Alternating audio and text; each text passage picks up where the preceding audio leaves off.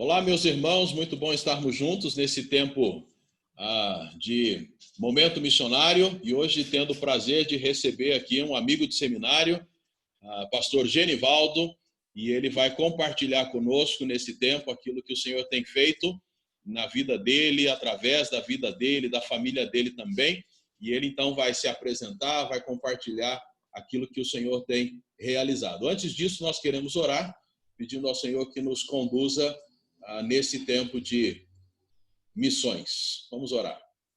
Senhor Deus e Pai, muito obrigado porque o Senhor é bom, porque a tua misericórdia se renova sobre nossas vidas a cada dia. E obrigado porque nós temos este momento para refletirmos sobre missões, sermos desafiados a cumprirmos a vontade do Senhor, que é o anúncio do Evangelho a toda criatura em todos os locais. Muito obrigado pela vida do pastor Genivaldo, que há de compartilhar conosco aquilo que o Senhor colocou em seu coração. Nós assim oramos em nome de Jesus. Amém. Amém. Pastor, muito bom revê-lo e fique à vontade para compartilhar conosco aquilo que Deus colocou em seu coração. Muito obrigado, pastor Luiz. É um prazer muito grande, um imenso prazer estar falando contigo depois de tanto tempo, né? Tivemos o privilégio de estudarmos juntos. Se eu não me engano, aí a gente está aí há quase 20 anos sem se ver, sem se falar, de maneira que eu quero aproveitar cada momento e louvo a Deus aí por esse contato. Quero mandar um grande e forte abraço aos queridos irmãos da Segunda Igreja Batista, aí de Bebedouro. Tive o privilégio de conhecer e passar rapidamente na cidade, no casamento de um amigo meu, o pastor Antônio Bronca, que foi missionário aí, e também tive o privilégio de uma dessas passagens aí, tá com os irmãos da Primeira Igreja Batista, mas isso há 19, 20 anos atrás, né?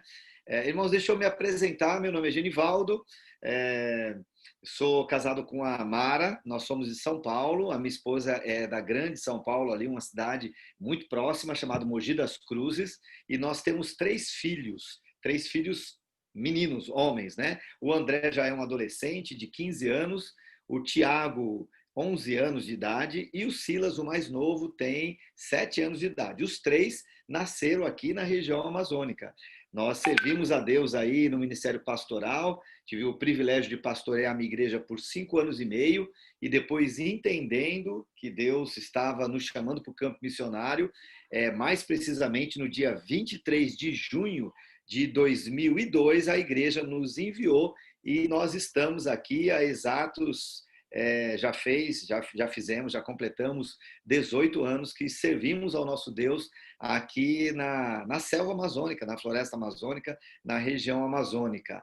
O propósito, o nosso objetivo nesse tempo estendido, esse tempo longo, é servir a Deus evangelizando os índios e ribeirinhos. Apesar que o nosso ministério ele está mais focado para os ribeirinhos. E aí alguém pode estar perguntando, né? Puxa, quem são esses ribeirinhos? E aí, respondendo essa pergunta de maneira objetiva, rápida, assim, bem resumida, ribeirinhos são todas aquelas pessoas que moram, que vivem à margem de um rio, ou de um grande lago, ou de um furo, de um igarapé.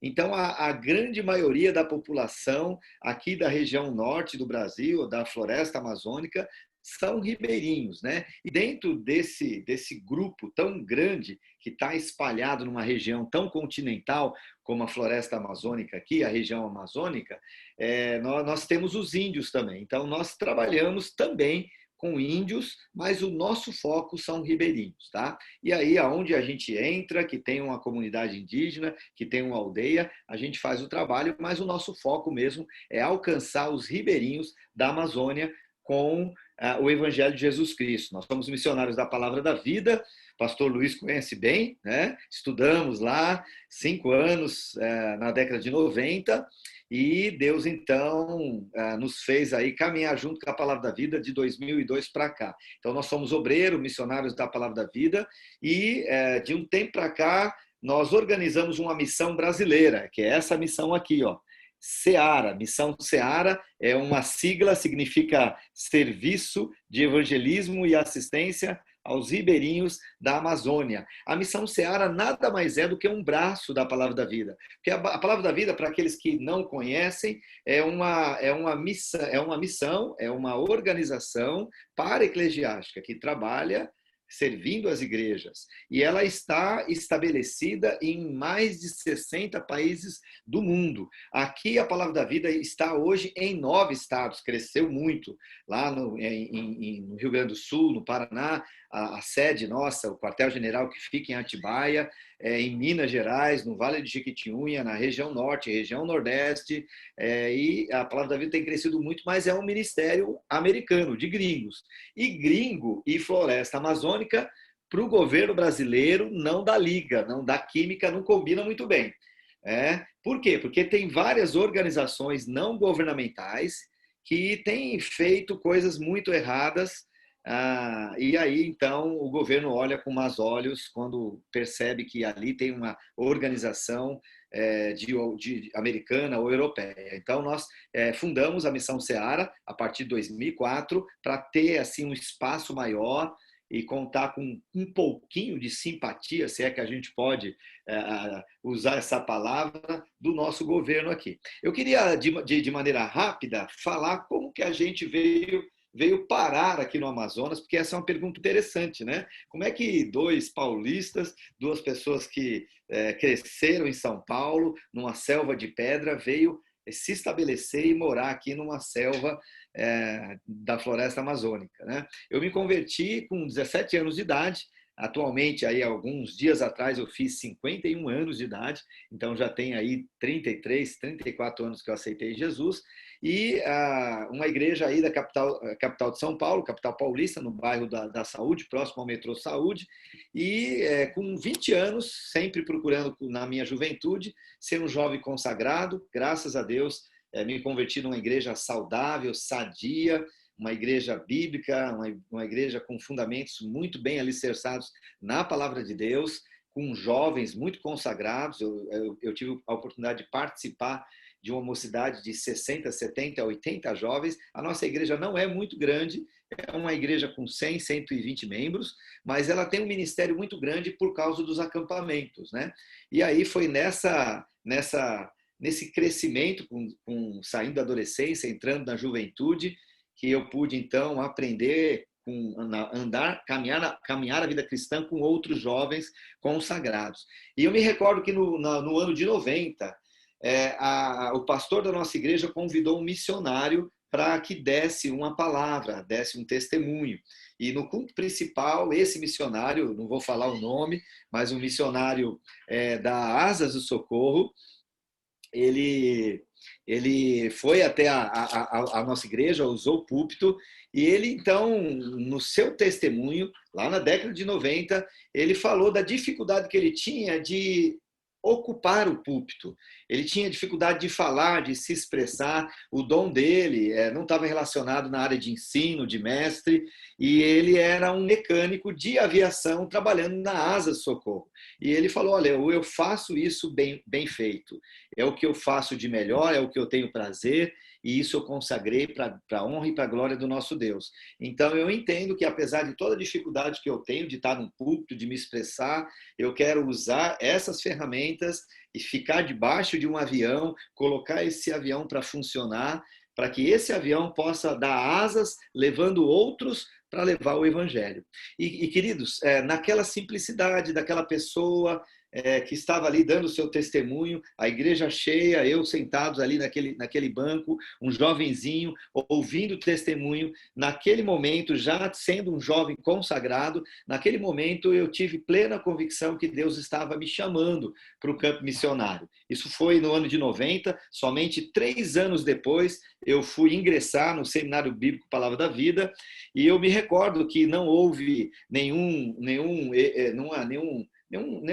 emoção no sentido de que o pastor fez um apelo. Ele não fez nenhum apelo, ele simplesmente deu o testemunho dele, sentou, não chamou ninguém à frente, não houve todo aquele sentimento aflorado, mas ali naquele canto, lá no meu banco, eu consagrei a minha vida para Deus, falando se Deus quisesse usar a minha vida, eu gostaria muito de ser missionário. Então, a partir daquele momento do ano 90, se alguém perguntasse para mim, Genivaldo, você quer ser o quê quando crescer? Eu já era crescidinho, né? Eu ia falar, eu quero ser missionário. E aí, depois de 3 meses, eu compartilhei esse desejo com o meu pastor e nós começamos a orar e foi um processo natural, irmãos, até que o ano de 93 chegou e eu fui então para a Palavra da Vida. Fiz um curso de 5 anos, bacharel, e a igreja queria muito, mas muito que eu fosse pastor. E eu queria muito ser missionário, né? Então, pensando em agradar a minha igreja, eu me formei com ênfase a ministério pastoral. E estudei um pouquinho mais, puxei algumas matérias para me formar também em missões, porque eu tinha convicção que Deus me queria no campo missionário. Aí o que acontece? Lá na Palavra da Vida, para você se formar em missões, você precisa obrigatoriamente dar um estágio transcultural. E eu me recordo que naquela época, quando falavam de Angola, falava de África, eu sonhava em ser missionário da África. Eu tive o privilégio, não sei se o pastor lembra do Jorge Cacuto, né? Foi um colega de época de seminário, ele era mais velho que a gente, né? Mas eu tive a oportunidade de conhecê-lo e, através desse conhecimento, conheci um pouco de Angola, das necessidades, e eu comecei a orar e sonhar com Angola, de maneira que eu comecei, então, a me preparar, vendendo geleia de morango, juntando o cofrinho, todo o dinheirinho, para lá na frente comprar uma passagem para ficar 1 mês e meio fazendo esse estágio de conclusão aí. Foi o ano de 97, houve rumores de que a guerra civil iria novamente estourar lá, e aí nós fomos proibidos de ir para Angola. Eu estava com um problema na mão. Eu tinha um dinheirinho, tinha o dinheiro da passagem que eu tinha juntado duramente nos últimos 2 anos. Estávamos ali há 3 meses de realizar um sonho, de ir para a África, mas aí nós fomos desaconselhados pela Cruz Vermelha. Alguém chegou e falou para mim, Genivaldo, tem um grupo de 3 pessoas aqui que está indo para a Amazônia. E cabe muita gente ainda. E aí, então, para não perder o estádio, para não deixar de me formar, eu fui para o Amazonas, mas, queridos irmãos, eu queria que vocês pudessem ver o meu coração, o meu semblante, o meu rosto. Eu estava indo conhecer uma das regiões mais lindas, mais deslumbrantes do mundo, e com um coração pesado, chateado, com um bico assim, bem grande, porque eu não queria ir para o Amazonas. Eu queria ir para a África. E Deus foi me trazer aqui para o Amazonas, lá em 97, nessa experiência, né? E quando eu estive aqui pela primeira vez, eu vi um lugar, um campo missionário com muitas dificuldades, com muitos desafios, e aí eu fui voltando, fui gostando, voltei para a igreja, me formei na Palavra da Vida, e eu entendi ainda que eu precisava amadurecer um pouco mais, era novo, e aí aos 27 anos eu fui consagrado ao ministério pastoral.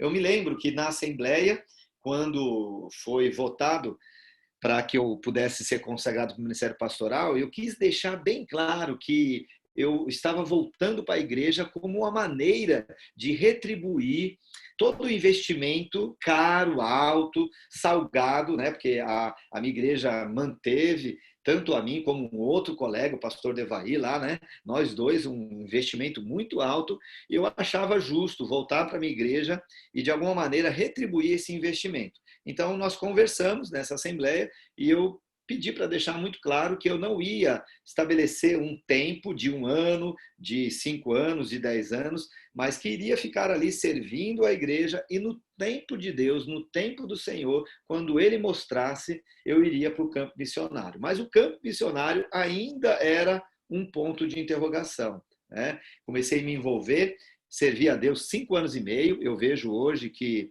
tudo tem um propósito. Foi extremamente importante esse tempo de ministério pastoral, que foi um tempo de aprendizado, foi um tempo de amadurecimento.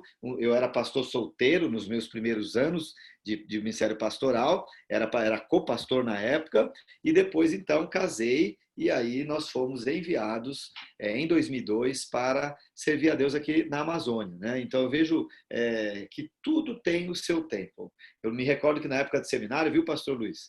Havia missionários do mundo inteiro e as pessoas falavam, olha, você tem que ir para o campo e tem que ir para o campo hoje, porque é uma urgência muito grande. As pessoas estão morrendo, vidas estão sendo ceifadas e pessoas que não têm Cristo. E é um argumento, irmãos, um argumento muito forte, é um argumento que está acompanhado de uma lógica, e ninguém discute com a lógica, né? Mas eu entendo que a pessoa tem que ir, que tem uma urgência nos campos que estão branquejando, de acordo com Jesus fala lá em João capítulo 4, né? Mas quando a pessoa que tem uma convicção do chamado para o campo missionário se coloca diante de Deus e diante da igreja para ir e ser enviado para o campo, é preciso de convicção e precisa ir no tempo do Senhor. Não pode queimar etapas, irmãos, porque o campo missionário é uma panela de pressão, você está numa região muitas vezes isolada, você está sozinho, você está muito exposto aos dardos inflamados do inimigo, e você ali às vezes não tem com quem conversar, não tem com quem chorar, não tem com quem se aconselhar. Você não pode chegar num patamar na sua vida espiritual que você não deve mais dar satisfação para ninguém. Você sempre tem que procurar desenvolver o seu trabalho, o seu ministério debaixo do guarda-chuva de uma liderança que você confie, né? Então eu vejo a importância, desde do dia que eu tive convicção que Deus me chamou, lá no mês de abril de 1990, até efetivamente a igreja nos consagrar, nos enviar para o campo missionário no dia 23 de junho de 2002, foram 12 anos. E nesses 12 anos, irmãos, isso é importante, tá? Nesses 12 anos, tudo o que aconteceu, sem eu perceber, já era Deus nos preparando para aquilo que nós íamos fazer aqui no Amazonas. Aliás, não só nesses 12 anos, mas tudo. Eu lembro que eu trabalhava com crianças, fiz a PEC, era envolvido com a PEC, e a gente usa muito tudo que a gente aprendeu com a PEC. A gente era muito envolvido com acampamentos, com jovens, com adolescentes, e hoje a gente coloca tudo em prática. Eu, antes de ser consagrado ao Ministério Pastoral e trabalhar como missionário, eu trabalhava como ferramenteiro, com um torneiro mecânico. E hoje eu uso tudo isso que naquela época ainda não era convertido. Deus, então, tem feito com que eu pudesse usar tudo isso e eu reconheço que no tempo certo a gente está aqui fazendo a coisa certa, debaixo do poder de Deus, da graça, da misericórdia do nosso Deus. Então nós chegamos aqui e esses 18 anos, né, a gente pode basicamente resumir em 3 períodos. O primeiro período a gente ia pegar um avião e a gente ia mergulhar na floresta amazônica. Aí o pessoal falou, Genivaldo, Mara, vocês são muito cru. Já pensou? Pastor Luiz, eu já tinha 33 anos, quando vim para o campo missionário, não tinha 20, 18 anos, não. Já tinha 5 anos e meio de ministério pastoral, e o pessoal falou, olha, vocês são muito cru. Então, ao invés de vocês mergulharem na floresta amazônica, ficando expostos a um contexto transcultural que vocês não conhecem, nós queremos aconselhar vocês a ficar um tempo de transição na Palavra da Vida Norte, no PV Norte, que fica na cidade de Benevides, que é Grande Belém. E nós aceitamos, gostamos do convite, e nós fomos para o PV Norte, ficar 6 meses apenas, e esses 6 meses ele se estendeu aí para 4 longos anos, né? E nós ficamos 4 anos no PV, 4 longos anos na Palavra da Vida, e só um minutinho, um pouquinho. Tá bom. Desculpa, tá bom? Então, nós ficamos 4 longos anos na Palavra da Vida. Nesses 4 anos, então, nós aprendemos a trabalhar com os ribeirinhos daquela região. O nosso primeiro filho nasceu ali em Belém do Pará. E depois de 4 anos, então, nós fomos mergulhar numa comunidade chamada Comunidade Pedral, num rio chamado Rio Abacaxis, uma comunidade muito longe, e é isso em 2006, isso já tem 14 anos atrás. Nós moramos, queridos irmãos, numa comunidade de 10 casinhas de palafita. O que é uma casinha de palafita? São essas casinhas que elas são feitas de sapé, telhadinho de palha, né? As casas são de madeiras e elas são construídas suspensa 1 metro, 1,5 metros de altura. São as típicas e conhecidas casas de palafitas onde os ribeirinhos, os índios, eles moram. Elas são construídas numa altura de 1 metro, 1,5 metros do chão, por causa da cheia dos rios, por causa de animais peçonhentos, e aí nós moramos lá sem Coca-Cola, sem shopping, sem telefone, sem internet, se bem que naquela época a internet também, essas redes sociais não existiam basicamente. Irmãos, nós aprendemos na prática que é possível viver de maneira muito simples e ainda assim ser realizado, estar feliz, estar contente, né? Eu lembro que a gente tinha uma geladeira a gás, isso era o mais luxuoso que a gente tinha, pequenininha assim, e a gente colocava um gásinho ali e tomava uma água gelada. E aí o missionário passava com o barco da missão, os americanos, né, passavam com o barco da missão, a gente deixava o cartão do banco com o americano lá, e o americano sabia, controlava tudo que tinha de fortuna na nossa conta bancária, né? Aquele cartãozinho vermelhinho lá, o Bradesquinho, né? E aí a minha esposa anotava num papel, fazia uma lista de compra do que a gente precisava, e a cada 2 meses, 50, 60 dias, o barco chegava com as nossas compras e a gente ia vivendo ali de maneira muito simples, de maneira muito gostosa. Eu lembro que quando chegava, a gente escondia ali 4 Coca-Colas e a gente guardava essa Coca-Cola, aqueles 2 litros, e olha, desculpa se eu estou passando uma má impressão para vocês, mas aquelas 4 Coca-Cola a gente escondia para não dividir com ninguém ali. Geladinha, então no domingo, o grande momento, na hora do almoço, com as portas trancadas, é quando a gente abria aquela Coca-Cola e tomava gelada, né, irmãos? Mas assim, o pessoal fala, hoje nós não moramos mais, hoje o trabalho cresceu de tal maneira que a gente teve outros desafios e hoje nós moramos numa cidade, até por conta dos nossos filhos. Mas esse tempo que nós moramos em Pedral, no Rio Abacaxis, foi um tempo muito importante para que a gente pudesse aprender, porque a vida missionária é uma vida de aprendizado. A gente chega com uma bagagem muito grande de uma excelente escola teológica, como o Seminário Bíblico Palavra da Vida, mas nós vamos estar trabalhando com um povo que a grande maioria são analfabetos ou analfabetos funcionais. Então você tem que descer num pedestal e abaixar o nível e se comunicar com esse povo que fala o português. É bem verdade que é um português misturado com línguas indígenas ali, mas a gente fala o português como eles falam português, a gente vai se entendendo, mas a gente tem que falar como se fala com a criança, né?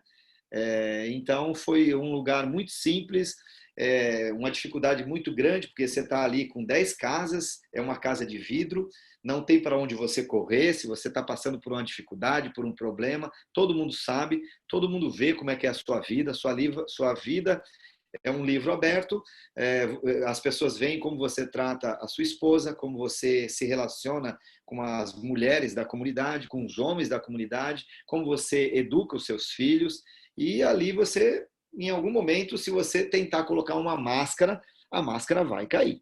Porque todo mundo sabe da história de todo mundo. E quando eles olham para nós, irmãos, eles olham assim, e eles veem alguém que vem de fora, eles têm um complexo assim de inferioridade muito grande, e eles ficam perguntando: o que será que uma família como essa veio fazer no meio do nada, né? E aí sempre tem aquele ponto de interrogação. Graças a Deus, Nós hoje trabalhamos de maneira compartilhada, somos em vários missionários na Missão Seara. Eu estou contando aqui um pouco do meu testemunho, como poderia perfeitamente ter outras famílias de colegas contando o testemunho deles, tão empolgantes da intervenção de Deus. Eu sempre falo que a Amazônia é um lugar lindo, maravilhoso, tudo é bonito, a fauna, a flora, os rios, mas o mais bonito, o cartão postal, é ver a obra de Deus feita com muita generosidade, irmãos, muita abundância no coração do povo da floresta. O mais bonito, o mais impressionante é ver a transformação que Deus faz através do teu Santo Espírito na vida desses índios, desses ribeirinhos. É interessante e visível a gente entrando nas casas desses índios, desses ribeirinhos, lugares muito simples. Dentro dessas casas você basicamente não tem móveis, só uma mesinha ali, é um lugar onde arma as redes, o banheiro é fora, é uma vida muito simples, mas você percebe a diferença quando você encontra uma família que já foi transformada pelo Espírito Santo, quando você encontra uma família que já aceitou Jesus. É visível que dentro da casa deles existe uma limpeza, uma organização, até por conta do testemunho deles aí, do que Deus faz. Deus transforma a vida da pessoa de dentro por fora, né? E isso tem sido o maior cartão postal. Estava falando um pouco antes com o pastor Luiz, que nós temos o Seminário Flutuante aqui, né? É uma escola que eu vou falar um pouco desse seminário. Em 2006, junto com mais 3 missionários, cada um morando numa região bem longe, a gente percebeu que Deus estava nos abençoando, que as pessoas estavam se convertendo, entusiasmadas. A gente começou a trabalhar com discipulado, mas as coisas alcançaram proporções assim não esperadas, que a gente ficou agora, o que nós vamos fazer? A gente sentia que esses índios, que esses ribeirinhos estavam ávidos pela palavra, esperando alguma coisa a mais, e nós estávamos ali com um pouco de receio de perder essas pessoas. Então nós tivemos a ideia, eu e a minha esposa, de fundar uma escola, um seminário para oferecer ferramentas, para treinar, para capacitar esses índios para que eles alcancem os índios e esses ribeirinhos para alcançar os ribeirinhos. Então a nossa ideia é que esses índios possam pastorear igrejas indígenas, autóctones, independentes, tanto de sustento financeiro, como uma igreja que esteja apta também para se tornar independentes dentro dos vários ministérios que as igrejas têm, não precisando de ajuda de pessoas de fora. Eu sei que isso é um processo demorado, tanto na cidade como especialmente na floresta, mas é algo que nós temos orado, é algo que nós temos sonhado e que de maneira muito concreta a gente já tem colhido esses frutos aí, né? Então a ideia é ter esses ribeirinhos pastoreando essas igrejas ribeirinhas e que muito em breve a gente possa amarrar a nossa trouxa e voltar para São Paulo? Não, ir mais para longe. Por quê? Porque nós estamos numa região, irmãos, que é uma região continental. Deus tem nos abençoado, Deus tem nos dado frutos visíveis, e nós não servimos a Deus apenas pelos frutos, nós servimos a Deus pelo que Ele fez no nosso coração, nós servimos a Deus como forma de gratidão por ter os nossos pecados perdoados, a filiação da família da fé, a salvação em Cristo Jesus, a certeza do reino de Deus muito em breve. É por isso que nós servimos o nosso Deus. Então, se a gente fosse como Jeremias, por exemplo, né, um profeta, um tremendo de um profeta que teve um ministério de mais de 40 anos, mas que não houveram frutos visíveis, ainda assim a gente seria fiel. Mas Deus tem nos dado bom êxito aqui, nós temos colhido esses frutos aqui. Então, no ano de 2008, dia 17 de janeiro de 2008, nós fundamos o Seminário Flutuante, eu e a minha esposa. O Seminário Flutuante, a ideia não era tirar esses índios, esses ribeirinhos da floresta e levar lá para a capital, que é Manaus. Por quê? Porque se eles saem da floresta, se eles vão até Manaus E se eles ficam ali no seminário por 2, 3, 4 anos, como nós ficamos, né, pastor? A probabilidade deles não voltarem é gigantesca. É isso que acontece, irmãos. Eles vão para a cidade, eles percebem que a vida lá é mais fácil, porque a vida na mata é dura, e eles se formam, e existe necessidade de igrejas lá em Manaus, como em Bebedouro, como em São Paulo, e eles são convidados para pastorear essas igrejas e eles não voltam. Então, o que nós fizemos? Nós fundamos um seminário e nós levamos esse seminário até aonde eles estão. A ideia é treiná-los, capacitá-los no contexto que eles estão. É um seminário flutuante, é um seminário que funciona em módulos, são 4 módulos por ano, cada módulo uma semana, janeiro, abril, julho e começo de outubro. Então, a semana que vem, a gente vai estar começando a 4ª turma do seminário flutuante. E cada semana a gente tem aula manhã, tarde e noite. Então, é uma semana bem puxada, uma semana bem corrida. Nós eliminamos 2 matérias. Nós formamos a primeira turma, formamos a segunda turma, formamos a terceira turma e agora, acabando essa pandemia, a pandemia ainda não acabou, mas as comunidades novamente elas estão abertas, nós estamos dando início à 4ª turma. Agora, deixa eu falar sobre essa 4ª turma, irmãos. Nós saímos orando para que Deus nos desse um grupo de 25, no máximo 30 alunos, porque a duração do seminário é de 3 anos e meio, é um tempo demorado. E 3 anos e meio, muita coisa acontece. Então, se a gente começar uma turma de 30 alunos, 3 anos e meio depois, provavelmente vai ter 25 alunos, 24 alunos, 22 alunos, né? Então, infelizmente, não é muito grande, mas nós temos uma taxa de evasão, como toda escola tem. Apesar que a nossa taxa, graças ao nosso bondoso Deus, e tão somente a Ele, ela é muito pequena, essa taxa de evasão. E nós estávamos orando por esse grupo. E Deus nos deu aí 64 alunos. E eu falei para minha esposa, falei, olha, o que a gente vai fazer? Nós não temos recursos financeiros para isso. A gente está mais do que dobrou. E geralmente as mulheres têm mais fé, viu, pastor Luiz? Geralmente as mulheres têm mais fé que nós, que somos homens. E a minha esposa falou, olha, nós não oramos, nós não pedimos, Deus ele deu esse número, agora nós vamos chegar para alguns desses e falar, ó, nós não podemos aceitar você, nós temos que tirar 10, 20, 30, e pela fé nós estamos aceitando, entendendo que Deus não vai deixar nenhum compromisso falhar por falta de finanças, irmãos.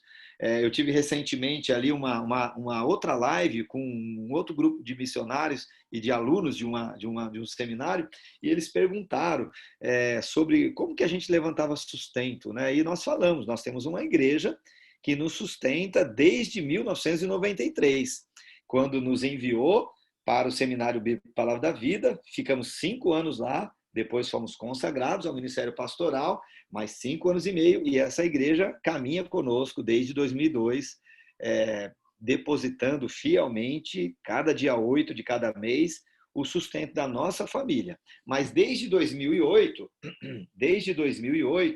eu e a minha esposa, nós começamos a correr atrás do sustento do ministério. Então, hoje nós temos 2 sustentos, o sustento da família, que vem 100% da nossa igreja em São Paulo, e eu e a minha esposa, a gente vai divulgando o ministério nas igrejas, às vezes estamos em São Paulo, vamos para o interior de São Paulo, vamos para o Rio de Janeiro, vamos para outros estados, e agora nós queremos pensar assim, e muito em breve, quem sabe numa próxima possibilidade, estando em São Paulo, dar uma esticadinha aí em Bebedouro. Eu já sei quantos quilômetros são, porque eu já fiz essa viagem. Então, são 404 quilômetros, né? E quem sabe aí a gente pode, muito em breve, poder visitar os irmãos, dar um abraço e compartilhar pessoalmente o nosso testemunho.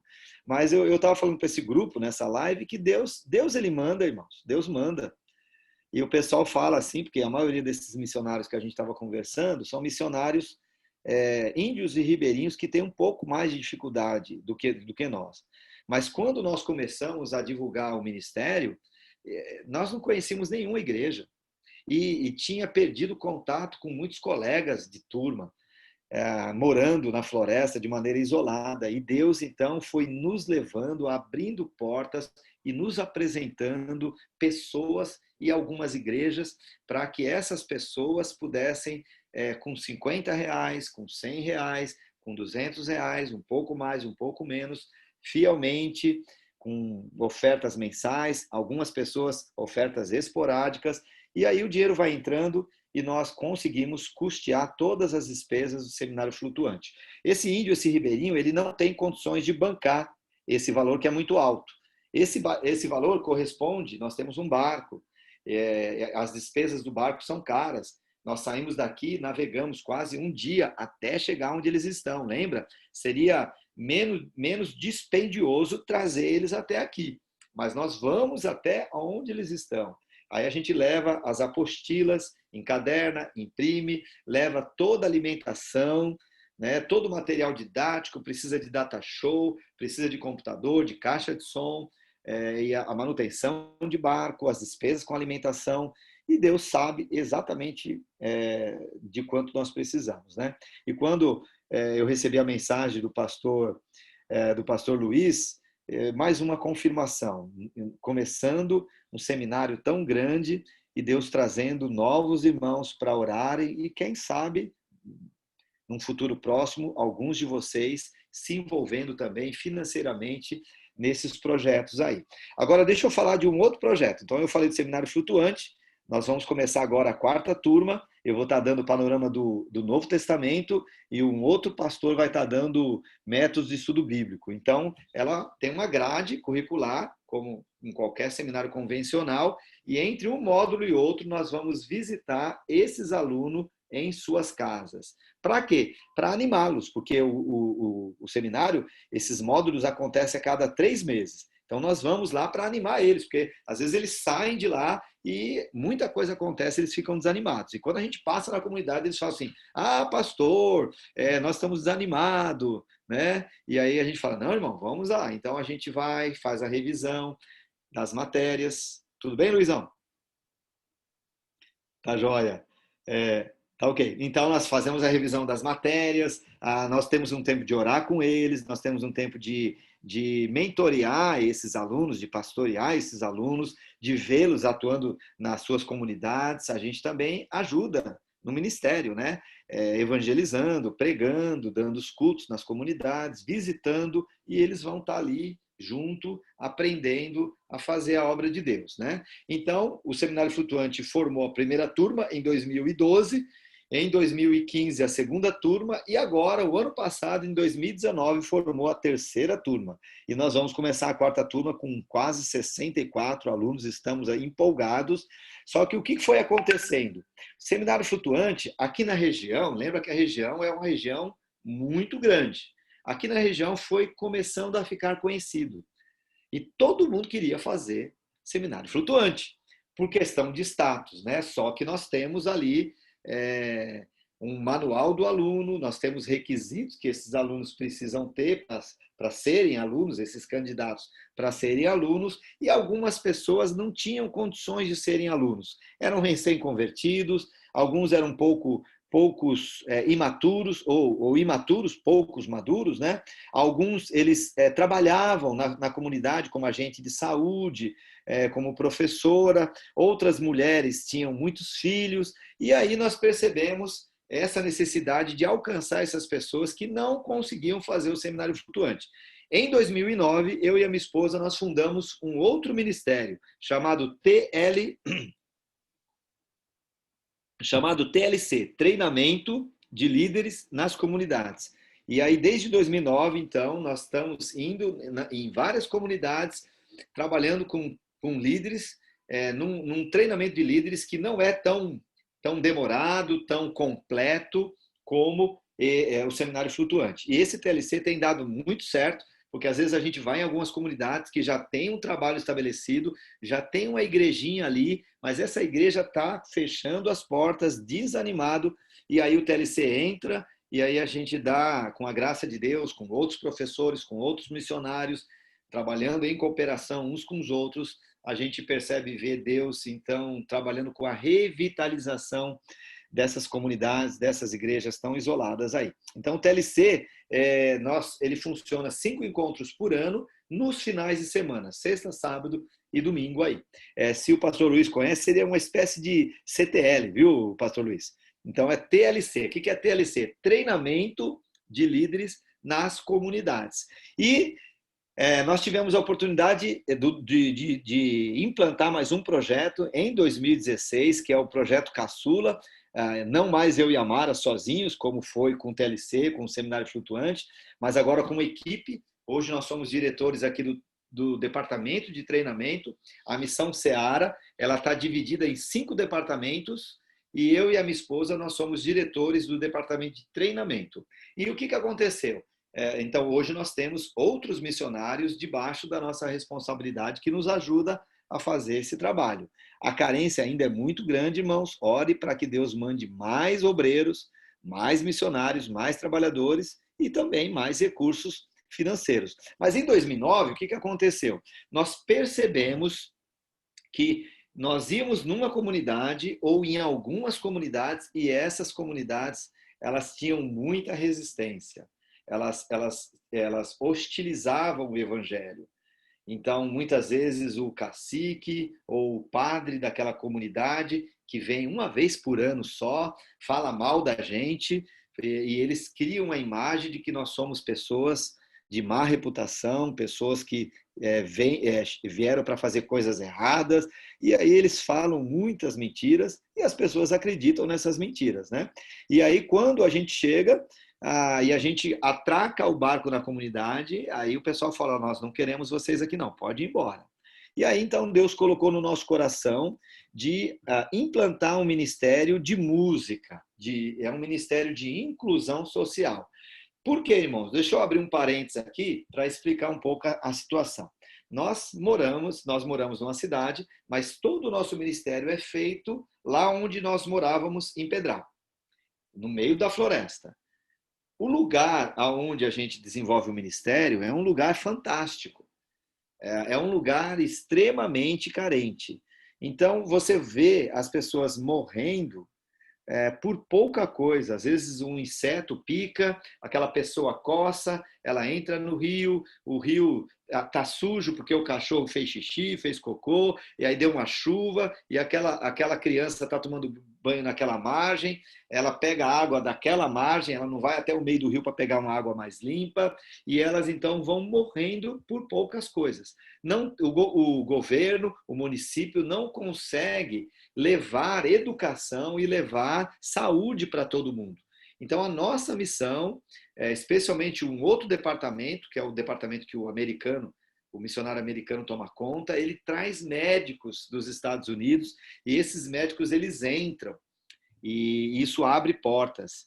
Em algumas comunidades, eles chegaram a falar, nós não queremos nenhum médico de vocês.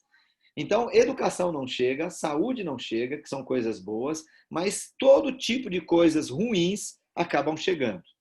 Dá para perceber isso? É muito longe.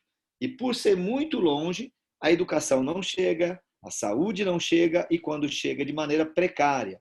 Mas as drogas, elas chegam, a bebida, a cachaça chega, e com as drogas e com a cachaça chega a violência, feitiçaria, pedofilia e tantas outras coisas erradas que acontecem. Então, quando nós chegamos em algumas comunidades e nós entramos, nós vemos os pais, eles estão ali com os corações destroçados, irmãos, porque estão perdendo os seus filhos no meio da floresta para as drogas, para as coisas ruins. E nós temos uma linha que ela é incentivada e maquiada pelo diabo, por Satanás, de que nós não devemos mexer com os ribeirinhos, com os índios, porque eles estão lá no meio da floresta, vivendo de maneira pura. Esqueçam isso. Isso é uma das mais artimanhas do inimigo. O ser humano pode estar lá sozinho, sem nenhuma intervenção da civilização, sem internet, sem televisão. A gente percebe que o progresso chegando, quando chega a internet, quando chega a televisão, começa a chegar um monte de coisa errada. Mas mesmo não chegando nada, eles estão mortos nos seus delitos e nos seus pecados. De maneira, eles podem estar isolados no meio da floresta, mas ainda assim eles têm todo o potencial de fazer todas as coisas terríveis que alguém morando de maneira exprimida nesses grandes centros, nessas grandes favelas, né? Ou em outras regiões, ou em outros contextos, não só pobres como ricos também, estão expostos aí. Então, o que acontece? Quando nós fizemos o seminário flutuante, nós falamos, olha, nós vamos dar aulas de graças para o filho de vocês, tocando violão e teclado. E aí a gente teve que correr atrás de mais mantenedores para que a gente pudesse comprar violão, teclado, caixa de som, microfones, um geradorzinho para... O violão não precisa de energia, mas um geradorzinho porque o teclado precisa. E a gente começou a dar a cara para bater. E, irmãos, é impressionante como esse ministério tem aberto portas, porque eles falam, nós não queremos a religião de vocês, nós não queremos vocês aqui, mas eu quero que o meu filho se envolva com algum projeto para que largue a violência, largue a bebida, largue as drogas, e eles vão até nós, e eles percebem que nós não somos aquilo de ruim que aquelas pessoas falaram de nós. E eles veem que nós somos pessoas como eles, com um diferencial muito grande, que nós temos Deus no coração. E aí a gente joga bola, a gente conta piada, é verdade que a piada nossa é muito sem graça, né? Mas e aí aquele muro de separação, ele vem abaixo. E isso é a chave para a evangelização desses povos. É você criar um vínculo, você conquistar a confiança deles. E como nós moramos aqui, é diferente o evangelismo. Nós vamos passar amanhã, depois de amanhã, o mês que vem, o ano que vem, e os políticos vêm aqui, fazem coisas erradas, outros líderes religiosos vêm aqui, fazem coisas erradas, mas mesmo sendo crentes, nós também, irmãos, temos potencial de fazer coisas erradas, né? A Bíblia fala que aquele que está de pé tem que tomar cuidado para não cair, ou aquele que acha que está de pé. Graças ao nosso bom Deus, ele tem nos sustentado e tem nos levantado. E graças ao nosso bom Deus, durante todos esses anos, Deus tem mantido o nosso testemunho intacto, numa vida de pureza moral, de ética, que é tão baixo nível aqui na floresta amazônica, porque é uma cultura caliente, de pouca roupa, e aí nós vemos pessoas que vêm de fora e com pouco tempo caem em pecado. E Deus tem preservado o testemunho não só meu, da minha esposa, mas o testemunho dos missionários da Missão Seara, da Missão Palavra da Vida, e eles conseguem ver essa diferença. E é interessante que, caindo essa resistência, eles falam, puxa vida, nós tínhamos uma imagem completamente diferente de vocês. Vocês não podem ir na minha comunidade fazer esse trabalho? E aí nós falamos, nós vamos, e vamos fazer o trabalho. E estamos aqui, irmãos, fazendo o trabalho que Deus tem nos confiado aqui. Então, nós hoje, eu e a minha família, nós estamos liderando esse projeto, esses 3 projetos, que é o Seminário Flutuante, o Instituto Tocar e a Escola de Música. Agora, deixa eu falar uma coisa interessante para vocês aqui. Deixa eu chegar mais perto aqui, ó, né? Eu, quando eu era pequeno, sempre quis ser diretor de alguma coisa, viu, Pastor Luiz?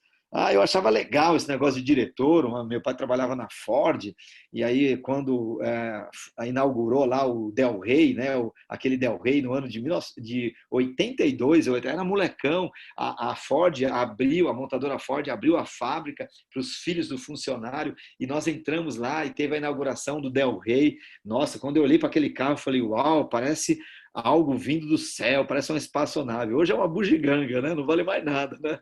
Mas eu lembro que aí o meu pai apresentou o diretor dele, aí o homem tudo alinhado, com terno alinhado. Eu falei, nossa, que coisa bonita, né? Aquela coisa de criança, irmãos. E eu, quando era pequeno, eu queria ser diretor de alguma coisa. E hoje eu sou diretor de uma escola de música chamada Instituto Tocar. É uma sigla que significa Tocando Corações na Amazônia Ribeirinha, Instituto Tocar. Então, eu sempre brinco quando eu estou nas igrejas, eu falo, olha, irmãos, eu sempre quis ser diretor e hoje eu sou diretor do Instituto Tocar. Agora, pastor Luiz, deixa eu fazer uma pergunta para você e para os amados aí da igreja. Sabe quantos instrumentos eu sei tocar, sendo diretor de uma escola de música? Sabe quantos? Eu Se não é sei, do tempo que eu te conheço, nenhum. nenhum. Mosquito. Eu não sei tocar nenhum instrumento. Mas aí o pastor Luiz pode falar, bom, o Genivaldo eu conheço, ainda não conheço a esposa do Genivaldo, então ela deve ser uma musicista. A minha esposa também não sabe tocar nenhum instrumento. E aí vocês podem estar dando risada e falando, como pode alguém que não sabe tocar nada ser diretor de uma escola de música? E eu falo para vocês, irmãos, é o que Deus faz. Os planos de Deus nós não entendemos. Não entendemos. E quando ele fala que Deus usa as coisas loucas para envergonhar as sábias, né? E usa pessoas imperfeitas, como usou Paulo e tantos outros que não tinham tanta cultura como Lucas, como Apolo, como Paulo, né? Tinha outros discípulos que eram mais simples, não que eles eram ignorantes, né? Não que eles eram analfabetos, mas eram mais simples na sua cultura.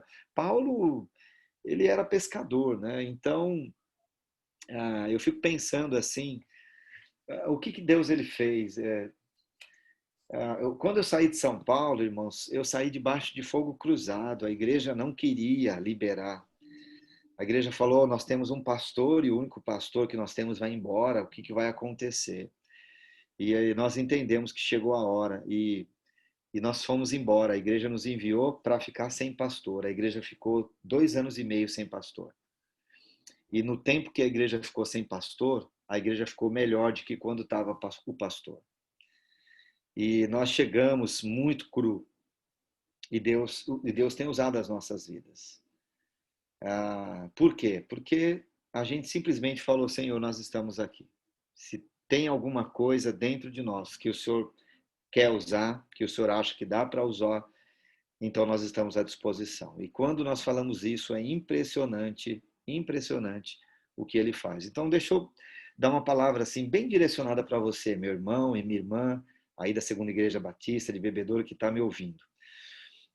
Às vezes, assim, eu não sei, o meu testemunho talvez não seja o seu testemunho. O meu testemunho, quando eu era novinho, lembra? Quando eu tinha 20 anos, me converti com 17, em 87, lá no ano 90, com 20 anos, Deus ele falou no meu coração e eu fui ali me sentindo tomado por Deus, Deus aquecendo o meu coração.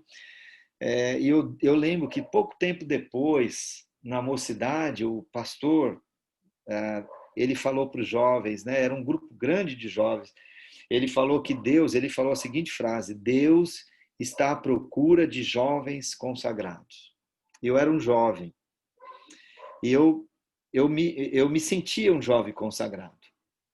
Lutava com o pecado, como todos lutavam, mas eu era um jovem consagrado.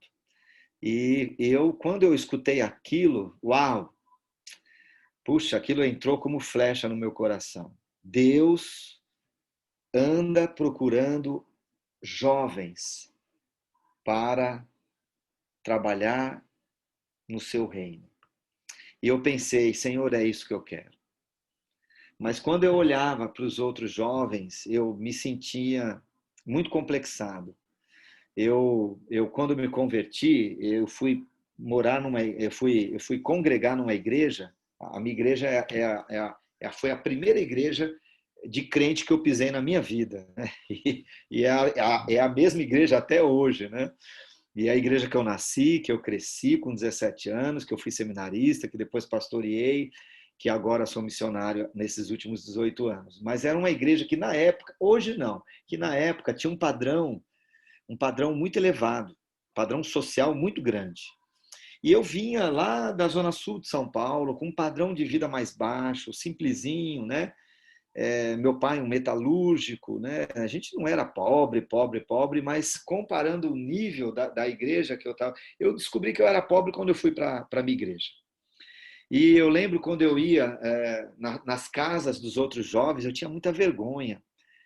de levar esses jovens na minha casa, porque eles moravam num bairro bonito, numa casa bonita, tinha um sobrenome bonito, tinha estudo, e eu não tinha nada disso. E quando o pastor falou de púlpito, olha, Deus está à procura de jovens consagrados, eu me senti tocado e eu falei, Senhor, eu quero isso. Mas quando eu olhava para o meu lado, eu falava, se Deus vai usar alguém, ele vai usar o filho do doutor lá, que tem um nome bonito, que tem uma casa bonita, que é filho lá do líder da igreja. Ele não vai me usar. Isso aconteceu, irmãos, em 90, então nós estamos falando de 30 anos atrás, né? 30 anos atrás. E deixa eu falar uma coisa para vocês, deixa eu confessar uma coisa para vocês. 30 anos se passaram, mas eu ainda tenho esse mesmo sentimento de que, comparando com essas pessoas, eu não tenho tanta capacidade. São uma pessoa simples, irmãos, que tive o privilégio de fazer um bom seminário porque a igreja pagou, porque condições eu não tinha. Mas eu tenho a mesma convicção. Esses jovens da minha época, hoje eles são profissionais de destaque, são médicos, alguns bem conhecidos. Se eu falar, vou citar o nome de alguns aqui, vocês vão conhecer pela televisão, são engenheiros, são advogados, são pessoas que estão ganhando aí fortunas. E eu tenho a mesma convicção de que Deus poderia ter usado pessoas mais brilhantes, mais capacitadas. Mas eu quero falar algo com um orgulho, mas não um orgulho santo. Deus tem usado a minha vida e a vida da minha família, da minha esposa, a vida dos meus colegas aqui da Palavra da Vida, da Missão Seara. Talvez a gente não tenha tanta capacidade, tantos diplomas, mas Deus tem feito a diferença na vida dessas pessoas através das nossas vidas. Por quê? Porque a gente falou, Senhor, nós estamos aqui. Se o Senhor entende que tem alguma coisa que pode usar, então usa. Eu queria falar isso para vocês. Às vezes a gente está na igreja e a gente tem essa mania de olhar para o lado e se comparar e falar, puxa, o pastor Luiz falou que tem necessidades aqui dentro da igreja e fora da igreja, mas aí eu vou orar porque eu não sou tão capaz como fulano, eu não tenho uma voz tão bonita como aquela jovem, eu não toco violão como o pastor Luiz, mas Deus toca uma música muito mais linda, mais afinada, diante daqueles instrumentos imperfeitos que se colocam à disposição dele. Eu queria falar isso para você. Queria convidar você a orar por nós, queria convidar você a conhecer o nosso ministério. Eu quero agradecer de coração ao pastor Luiz. Vejo que isso é de Deus, porque era uma fase que realmente nós estávamos orando, Senhor, nós estamos aqui, a obra é tua, e Deus tem algo para fazer. Mas Deus não tem algo só para fazer na vida dos ribeirinhos. Deus tem algo para fazer na sua vida, nas nossas vidas. E Deus quer usar, e às vezes você pode falar, puxa, pastor, mas tudo isso é muito bonito, sou até como romântico, né? Mas eu não domino a Bíblia, né? Eu não domino a Bíblia como vocês, né? O pastor Luiz, ele fala aquela coisa bonita, prega tão maravilhosamente bem. Nós fomos treinados, irmão, 5 anos, né? E dependemos do Senhor. Mas, às vezes, a pessoa, quando ela está numa cidade como o interior de São Paulo, como Bebedouro, ou como São Paulo, capital, outras capitais, outras cidades, elas têm uma visão errada do campo missionário. Elas acham que o campo missionário é um lugar para pessoas que estão numa outra classe, para supercrentes, para pessoas que têm tanta intimidade com Deus, que já conseguem até ter aquela auréola em cima, né? E é claro que nós precisamos de Deus para poder falar de Deus. Nós precisamos estar com Deus em primeiro lugar para poder falar de Deus. Senão a gente não fica muito tempo não, viu, irmãos? Uma das coisas que a gente percebe é essa como é que eu poderia dizer, essa como é que é, Luizão? Me ajuda aí. Quando você é vulnerável. Vulnerabilidade. Vulnerabilidade. Muito obrigado, meu irmão. entre os missionários, essa troca de cadeiras que existe, né? Às vezes a pessoa ela vai para o campo missionário com tantos sonhos, com tantos planos, com tantos projetos, 2 anos depois, 1 ano depois, 3 anos depois a pessoa volta. E muitas vezes ela volta, irmãos, me perdoe pela franqueza, voltam destruídos, a família destruída. Eles voltam trazendo nas malas um rastro de mau testemunho, deixam um mau testemunho, entendeu? Por quê? Porque elas foram e não foram no tempo de Deus, com as ferramentas de Deus, na dependência de Deus. Então, nós estamos 18 anos, aprendemos muitas coisas, mas cada dia nós temos que matar um leão aqui. E aquilo que mais importante é a gente zelar pela nossa vida de intimidade e comunhão com Deus. Alguns momentos a gente está bem, a gente sente isso. E alguns momentos, puxa, eu tenho até vergonha de falar isso para vocês. Alguns momentos eu pareço um bambu, oco por dentro, vazio. Acho que eu não tenho mais nada para oferecer. Teve um momento que eu tive vontade de pegar, arrumar minhas malas, pegar minha família e sumir daqui. Teve momentos que eu pedi para Deus, Senhor, me ajuda a amar esse povo, porque é a vontade que eu tenho de pegar um porrete e dar na cabeça deles. E a gente precisa disso, desse renovo de Deus. Mas não é aqui, não é o pastor Genivaldo, o missionário Genivaldo. Somos nós, irmãos. A mesma missão que Deus me confiou, foi a missão que Deus te confiou, de fazer discípulo, de ser testemunha, no poder do Espírito Santo. E quanto mais próximo nós estamos dele, mais capaz nós somos. Então, não há nada de especial que eu faça aqui que os irmãos não fazem aí. Muda a geografia. É claro que Deus tem um chamado específico e eu creio nesse chamado específico. Mas nós não podemos esquecer desse chamado geral. Deus chamou a todos.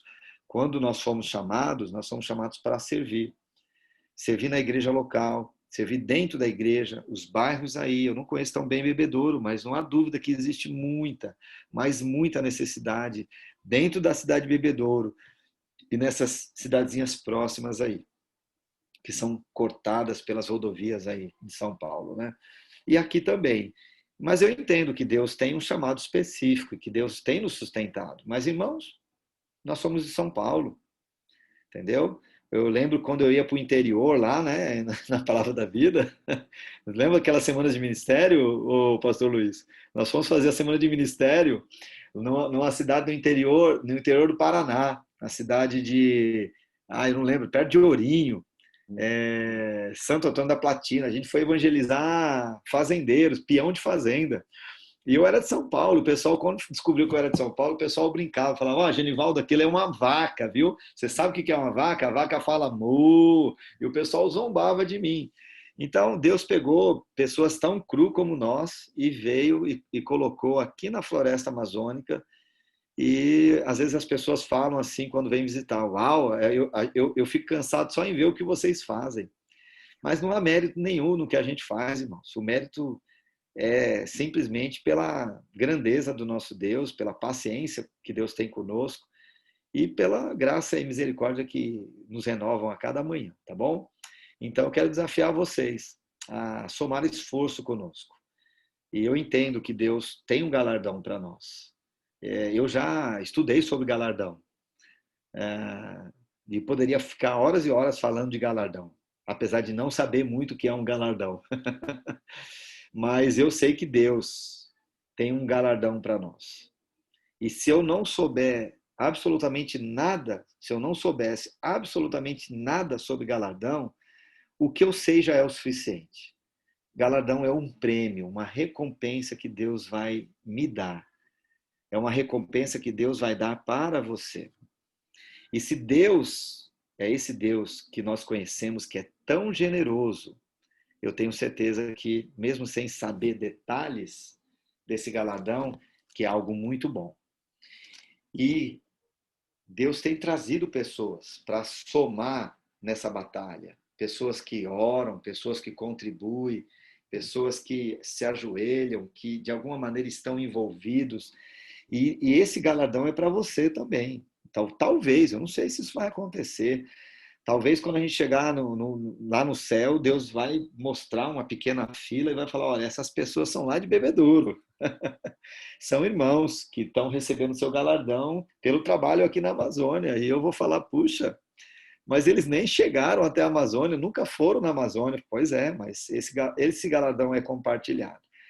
Então eu queria convidar vocês com os olhos da fé a ver tudo que Deus tem feito. E se, pela graça de Deus, Deus permitir que um dia vocês organizem uma viagem missionária e conheçam, e eu quero convidar vocês, as portas da nossa casa, do nosso barco, estão abertos, né, para receber vocês, para ver o que Deus fez e o que Deus tem feito aqui nessa região, tão bonita, mas tão carente. Então eu quero agradecer e convidar vocês para orar. E dizer que, olha, você pode vir nos visitar. Ah, mas pastor Genivaldo, eu não sei pregar, eu não sei tocar um instrumento. Você pode usar a sua profissão para somar esforços conosco aqui. Deixa eu dar um exemplo. Você fala: mas eu sou um marceneiro, eu sou um eletricista. Ah, pastor, eu tenho um estúdio de fotografia. Venha e ajude com a sua profissão. Venha fazer missões numa viagem de curto prazo, e se você é marceneiro, você vai usar o que você sabe fazer aqui. Ah, você trabalha com contabilidade, você vai nos ajudar a fazer muitas coisas que nós somos cru. Deu para entender? Então, se a gente partir desse prisma, dessa ótica, dessa perspectiva, todo mundo pode fazer muita coisa aqui no campo missionário, tá bom? E sejam bem-vindos, Deus abençoe. Eu não sei se o pastor Luiz tem alguma pergunta. Genivaldo, só para lembrar, você está na cidade de... Nós estamos na cidade de Itacoatiara. Itacoatiara, que é perto de... Manaus. Perto de Manaus. Deixa eu só deixar um pouquinho mais clara essa situação. Nós morávamos no meio do mato e nós sentíamos, então, eu já compartilhei isso, né, com vocês, as pessoas foram se convertendo. E aí, então, eu conversei com a minha esposa e falei: Mara, a gente precisa fazer uma escola, investir no discipulado, em treinamento de líderes, mas nós tínhamos que ter acesso a algumas coisas que lá no meio da floresta nós não tínhamos. E nós precisávamos estar numa cidadezinha que tivesse impressora, para a gente que a gente tivesse computador, né, computador, para a gente confeccionar as apostilas, imprimir, encadernar. A gente precisa de telefone para entrar em contato com esses professores. A gente precisa estar perto do aeroporto para pegar esses professores e trazer eles aqui. A gente precisa de um lugar para fazer as compras. E aí, então, a gente precisou sair e foi uma decisão muito difícil. Nós tínhamos convicção, mas nós estávamos ali pastoreando 6 comunidades. E a minha esposa falou: quem vai vir aqui pastorear essas 6 comunidades? Ninguém até hoje foi até lá. E a gente percebe, falando nesses seminários aí, que infelizmente poucas pessoas que se formam no seminário querem trabalhar num contexto duro como esse. Infelizmente, esses seminaristas que se formam, o sonho deles é pastorear essas primeiras igrejas grandes, né? Querem pregar para igrejas lotadas, para grandes auditórios, e muitos, infelizmente, não têm muita vontade de pregar o evangelho para uma comunidade pequenininha, uma família pequena e uma única pessoa. Então, nós saímos entendendo que era a vontade de Deus, e até hoje ninguém pastoreia essas comunidades, essas 6 comunidades, mas olha só o que Deus fez. Hoje, direta e indiretamente, eu e a Mara pastoreamos mais de 50 comunidades. Só eu e ela, sem contar os nossos colegas que atuam aqui. Por quê? Porque esses 64 alunos estão espalhados em mais de 45 comunidades. Então, a gente está se multiplicando através dos nossos filhos da fé, através dos nossos discípulos, através dos nossos alunos, né? E é isso aí, a grandeza de Deus aí. Deus tem feito isso aí, irmãos. Eu sou uma pessoa muito otimista, tem muita coisa para falar, né? Quando eu vou hoje para São Paulo, falar em alguns lugares, eu sofri um acidente de avião, um acidente aéreo, e quase fiquei na floresta. O avião que eu estava aí um amigo meu, nós estamos hoje usando aviões, eu estou terminando a carteira, estou pilotando já um avião para ir mais distante, pessoal fala, que Deus abençoe esse sonho de ser piloto.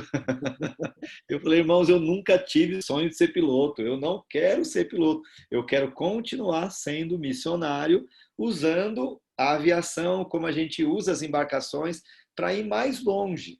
Né? Por quê? Porque nós moramos na cidade, os nossos filhos são adolescentes, crianças e adolescentes, e eu não posso pegar um barquinho e ficar um mês viajando, porque a minha esposa não me acompanha mais em todas as viagens. Uhum.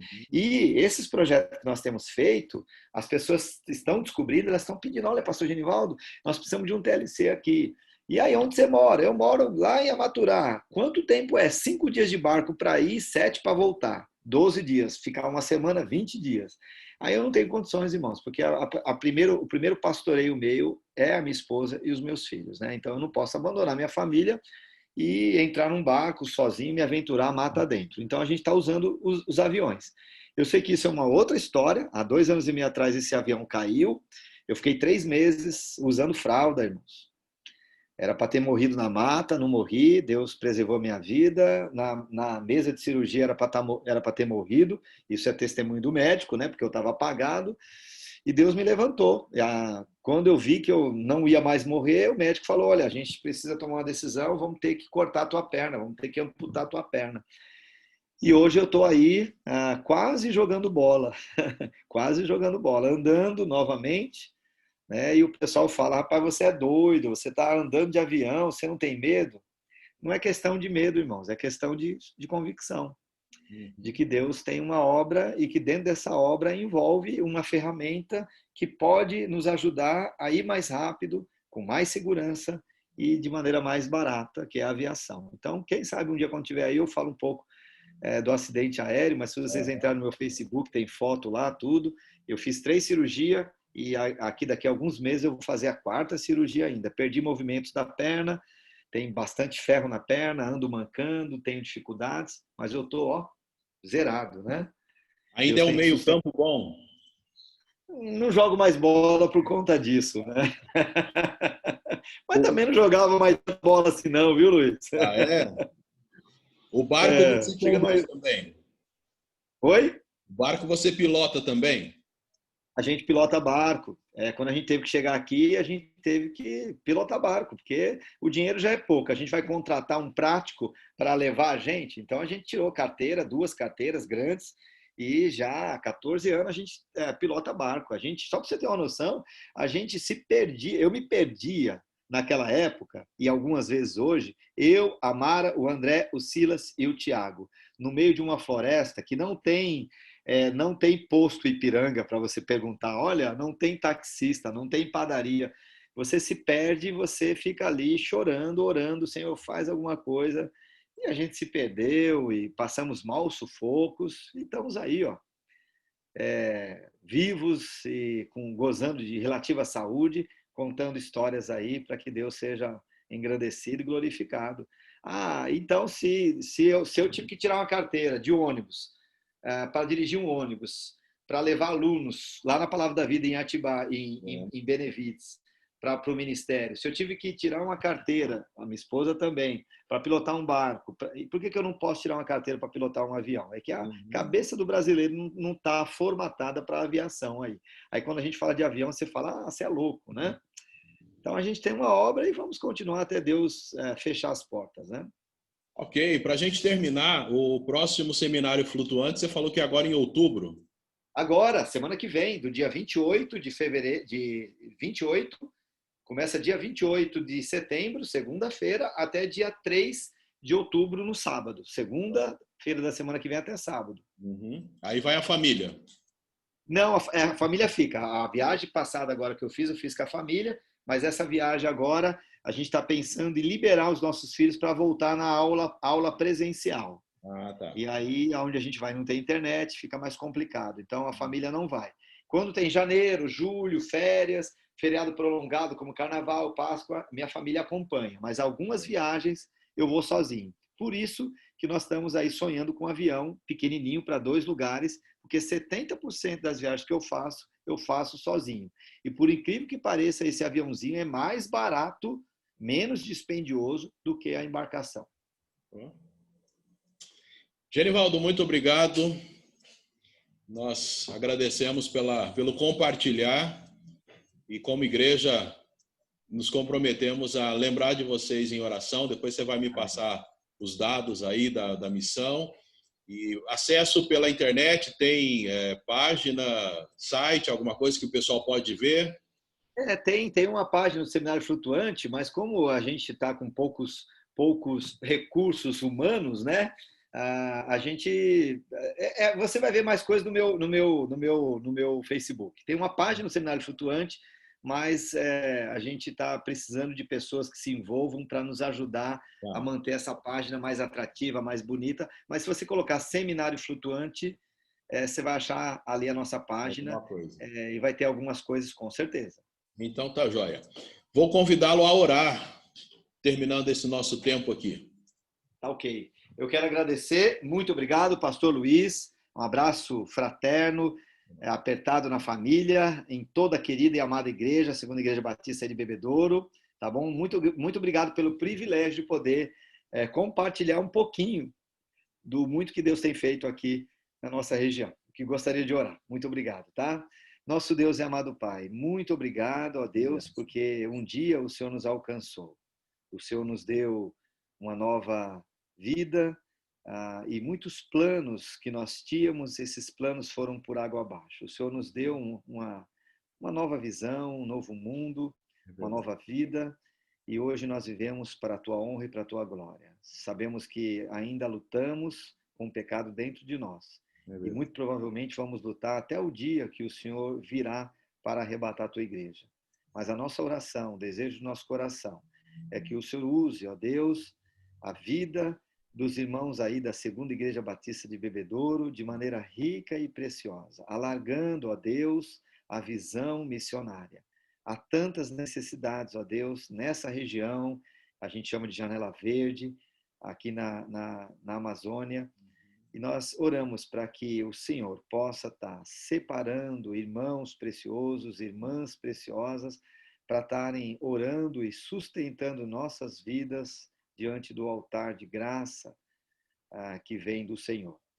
Abençoe, ó Deus, o ministério do pastor Luiz, a sua família, toda a liderança da igreja, e de maneira muito especial, eu agradeço a Deus por tudo que o Senhor tem feito aqui na região amazônica. Obrigado porque o Senhor tem trazido novos soldados. Amém. É verdade que há ainda muita carência, que o campo ainda é muito grande e pouquíssimos são os trabalhadores. O Senhor falou isso ali em Mateus 9, e 2000 anos se passaram e essa verdade ela é tão presente no nosso meio. Nós pedimos que o Senhor continue sustentando nossas vidas, permitindo de fazer parcerias saudáveis para que o teu evangelho possa continuar sendo pregado para esses índios e ribeirinhos e que, como diz ali, aquela visão que João teve em Atos 7, de todos os povos, línguas,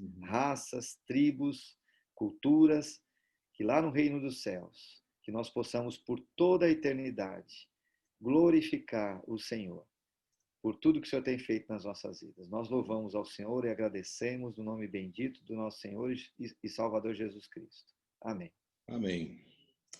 Obrigado, pastor Luiz. Deus abençoe. Eu agradeço. Um abraço. Abraço. Tá? Irmãos, muito obrigado pelo tempo com a gente. Deus possa abençoá-los e estejam conosco nas nossas próximas transmissões. Que Deus abençoe a todos.